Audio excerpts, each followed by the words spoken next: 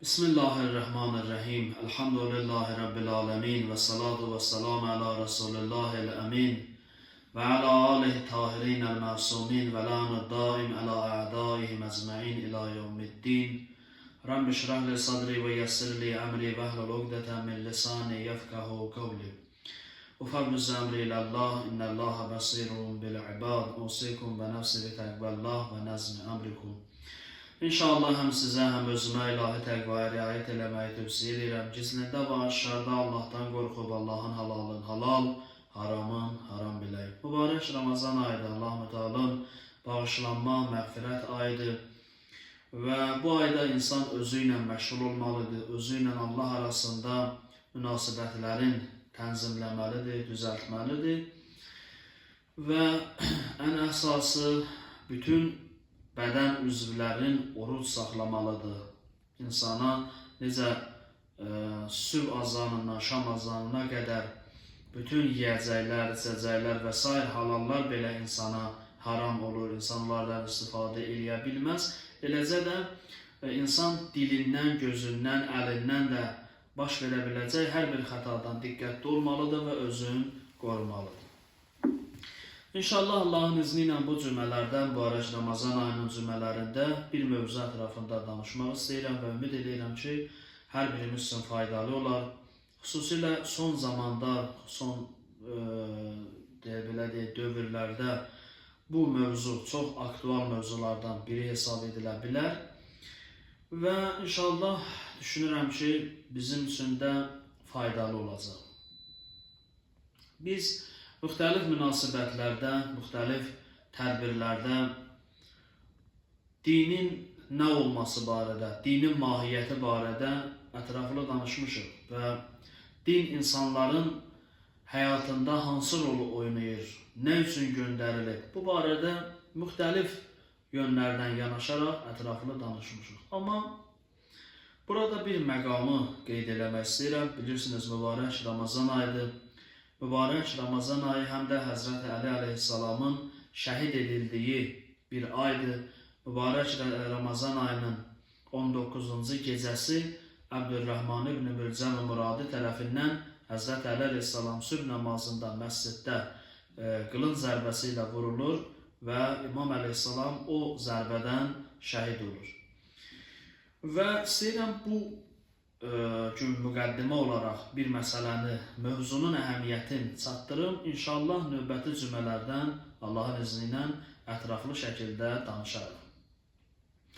O da budur ki, görəsən Əbdülrəhman ibn Mülcəm Muradi adlandırdığımız həmin şəxs Həzrəti Əlinin qatili dinsiz bir adam idimi? Adam dinsiz, dindən xəbərsiz bir adam idimi? Əksəriyyətimiz elə fikirləşirik ki, Həzrəti Əlinin qatili yaxud digər imamların qatili bunlar imansız adamlar olurlar. Bunlar Allah tanımayıblar. Buna tarix yönündən yanaşacaq. Tarix kitablarında qeyd olunur ki, Əbdülrəhman ibn Mülcəm Misirin fəthində iştirak edir və Quran-ı Kərim müəllimi də, Quran qiraəti də Peyğəmbər əleyhissalamın məşhur səhabəsi Muaz ibn Cəbəldən öyrənir. Yəni, tabiin hesab olunur. Peyğəmbərin səhabəsindən birbaşa Quran-ı Kərim öyrənir bu İbn Mülcəm. Və İbn Mülcəm ikinci xəlifənin dövründə Əmr ibn As ikinci xəlifəyə məktub yazır ki, mənə kömək lazımdır. Quran-ı Kərimin və fiqhin tədrisini bilən, bilikli, bacarıqlı adam lazımdır. Mənə bu istiqamətdə yardım elə.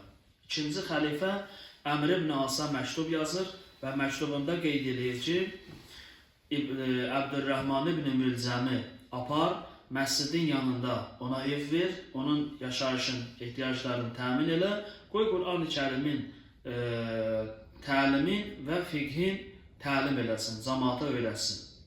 Bu onu göstərir ki, İbn Mülcəm rəsmi tərəfdən də, yəni bir Peyğəmbər səhabəsinin, ikinci xəlifənin dövründə və o cəmiyyətdə insanlar arasında Quran-ı Kərimin doğru, düzgün, səhih oxunmasında etibarlı adam hesab olunur.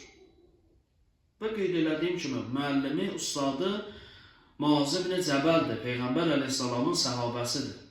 Deməli, İbn Mülcəm sıradan bir adam değildi. İbn Mülcəm Kur'an'ın bütün hafızıydı. Bütün Kur'an-ı Kerim'i ezberden bilen bir insan idi. Ama ne olsun, axır aqibəti gəldi, onunla nəticələndi ki, Haqq İmamın Əli ibn Əbi Talib əleyhissalamın ölümündə, şəhadətində onun əli oldu. Sual budur ki, nə vadar elədi İbn Mülcəmi Əli əleyhissalamın qətlinə? Bu barədə tarixdə müxtəlif sözlər deyilir. Bəziləri deyir ki, Qutama adında bir qadın o mehriyə olaraq Əlinin qanını istədi. Müəyyən qədər rolu ola bilər, amma əsas rol deyil. Çünki Həzrət Əli də sıradan bir adam deyildi. Onu öldürmək istəyən adam başa düşürdü kimin qarşısına gedir və kimi öldürmək istəyir. Əgər işi alınmasa necə olacaq, alınsa necə olacaq? Çox böyük bir risk idi bu işi görmək. Müxtəlif versiyalar var, amma bu versiyaların içərisində ən möhkəm dəlili olan versiya İbn Mülcəmin yanlış dini düşüncəsi idi. Adam Həzrət Əlini Allah rızasına mübarək Ramazan ayında, Qədir gecəsində, sübh namazında vurur Allahın razılığını qazanmaq üçün. Çox önemli məsələdir. Yanlış dini düşüncə. Bizim mövzumuzun adı budur. Yanlış dini düşüncə və onun necəliyi. Ki biz özümüzü təhlil eləyən mübarək Ramazan ayında mənim əqidəm, etiqad bəslədiyim din, əqidə, məzhəb görəsən yanlış formalaşıb yoxsa doğru düzgündür. Bu çox önemli mövzudur. Dünyanın bütün əvvəl qüdrətləri, zahiri qüdrət sahibi olan insanları bəşəriyyətin dini inancından istifadə edib, onları öz şəxsi maraqları üçün istifadə edirlər. Yanlış dini düşüncə çox qorxulu bir düşüncədir. Dünyanın ən qorxulu silahı, dünyanın ən dağıdıcı silahı ki bugün deyilir məsələn atom bombasıdır. Amma yanlış dini düşüncə atom bombasından da böyük fəsadlara səbəb olacaq bir silahdır. Ona görə din məsələsi çox həssas məsələdir. Quran-ı Kərimdə yanlış dini təfəkkürdən istifadənin nümunəsini Allah qeyd edir. Ənbiya surəsinin 68-ci ayəsində Həzrət İbrahim Peyğəmbərin təkallahlıq dəvətinin qarşısını almaq üçün o müşriklər, o bütə tapınan insanlar bunlar dedilər ki, قالوا حرقوه وانصروا آلهتكم إن كنتم فاعلين. Əgər iş görmək istəyirsinizsə, əgər özünüzə düşən eləmək istəyirsinizsə, onu yandırın, İbrahimi yandırın, وانصروا آلهتكم və Allahlarınıza kömək edin. İnsanların dini düşüncəsindən istifadə elədilər. Buna görə tarixdə, hədis kitablarında var, adamlar nəzir eləyirdilər, yaşlı adamlar nəzir eləyirdilər, filan hacətim olsun, İbrahim üçün qalanacaq tonqala mən də odun aparıb atım. Yanlış dini düşüncə bir Allahın Rəsulun öldürməyə qalxır. Əhl-i Beyt imamlarının qətl eləyən insanlar kafirlər deyildilər, yanlış düşüncəyə sahib olan müsəlmanlar idi. Həzrət Əli əleyhissalamı vuran İbn Mülcəm müsəlman idi, Qur'anın hafizi idi, Qur'an müəllimi idi. İmam Hüseyin əleyhissalamı Kərbəlada şəhid eləyəndə Yezid demədi ki, mənim qarşıma çıxıb mən bunu öldürəcəm. Dedi, onu cəddi Peyğəmbərin qılıncı ilə öldürdük. Yəni, nəuzubillah, əliyəuzubillah, dedilər, Hüseyin dindən çıxıbdır. Bir qrup qorxusundan gəldi, bir qrup tamahdan gəldi, bir qrup nədən gəldi? Böyük bir qrup insanlar da həqiqətən də özlərinə dini və şəri vəzifə bildilər, İmam Hüseynin qətlində iştirak elədilər. Və digər imamlar da hakeza. Yanlış dini düşüncə bu qədər qorxulu və təhlükəlidir. Bir insanın namaz qılan olması kifayət deyil, oruç tutan olması kifayət deyil, Quran oxuyan olması kifayət deyil. Əgər doğru, düzgün yolda deyilsə, doğru, düzgün təfəkkürə malik deyilsə, o namaz onu cəhənnəmə aparacaq. O Qur'an onu cəhənnəmə aparacaq. Nəhrivan müharibəsində Həzrət Əlinin qarşısına çıxan insanlar kafirlər deyildi, Qur'an hafızı olan insanlar idi. Alınları, dizləri səcdə eləməkdən qabar bağlayan insanlar idi Həzrət Əlinin qarşısına çıxan insanlar. Buna görə dini yanlış dini düşüncə çox mühüm məsələdir. Və bu gün elə bilməyək təkcə elə İbrahim Peyğəmbərin, Həzrət Əlinin, İmam Hüseyin əleyhissalamın dövründə olan insanlara aiddir. Xeyr, bu gün bizim də aramızda adam elə bilir öz dinin müdafiə edir, amma yanlış dini müdafiə edir. Yanlış dini müdafiəsi ilə həqiqi dinin inkişafına zərər vurur. Mövzu çox aktualdır, çox həssasdır. Dünya və axirət məsələsində çox ciddidir. Allah kömək eləsin bu cümlələrdə bu məsələni mən açım, rahat şəkildə sizlərə çatdıra bilim. Ki, bugün istəyirəm sadəcə bu işin yanlışının nə qədər fəsadı var, onu istəyirəm çatdıram. Ki, əgər insan yanlış dini düşüncəyə sahibdirsə, adam imam qatili olacaq, adam peyğəmbər yandıracaq, adam fəsad törədəcək, adam girəcək məsciddə namaz qılanların içərisində özünü partladacaq, Allah rızasına və heç arzusuna bunlar eləyəcək. Günümüzdə də bunlar çox var. Ona görə Quran-ı Kərim bu mövzuda doludur ayələrlə. Möminlər dua edirlər, Rabbena, la tuzigh qulubana ba'da iz hadaytana. İlahi bizi hidayət eləyəndən sonra qəlblərimizi azdırma, qəlblərimiz azmasın.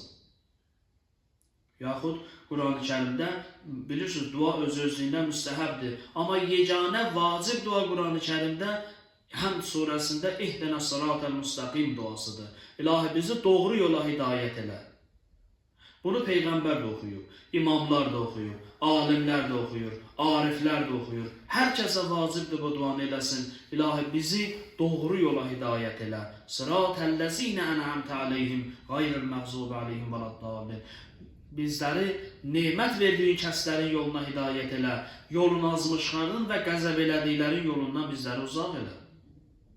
Namazlarımızın qunutunda bu duanı oxuyaq. Bir salavat deyək, darıcədə İhdina sıratal müstəqim, sıratəl-ləzīnə ən'amtə aleyhim qayril məğzubi aleyhim vələddallin. İlahi bizi doğru yola hidayət elə, bizi azğınların, yolun azanların, qəzəb elədiklərin yolundan uzaq elə, bizi o yola istiqamətləndirmə. Dövrün ən böyük duası bu duadır. Bütün dövrlərdə Peyğəmbər və imamlar bunu oxuyublar.